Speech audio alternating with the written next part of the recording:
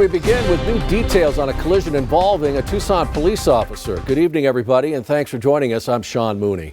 A police officer is recovering from serious injuries in a car crash that put him and another man in the hospital. News 4 Tucson's Gabrielle Parrish is live in Midtown with more on what happened and how the injured officer is doing tonight. Gabrielle. Sean, we are learning that the officer is in stable condition, but is suffering from some pretty serious injuries. It's getting really bad here. Tucson police say this is what's left following a serious car crash involving one of their own. It happened around 1:30 this morning on Stone Avenue, just north of Glen Street.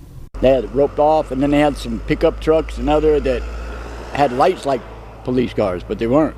And then they had the crime scene, but it was closed till about 9:30, 10 o'clock. Police say their officer was responding to a call about a man laying in the street who had been hit by a Ford Fusion.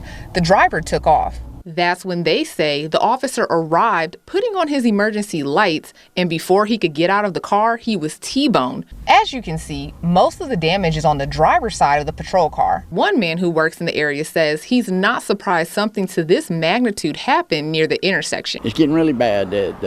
This street, Glen, is packed every morning, bumper to bumper, and after back cars out.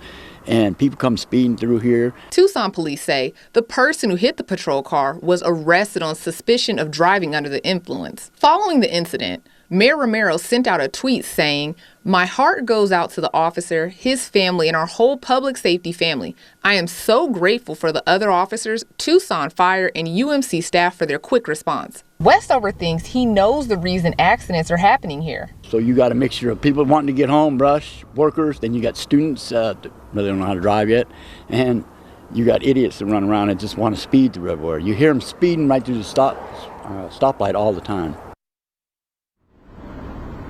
The man who was initially hit is suffering from life-threatening injuries. Now, the driver who hit the officer has been identified as 42-year-old Edward Esquivel Jr. He's now facing multiple charges. Reporting live from Midtown, Gabrielle Parrish, News 4 Tucson.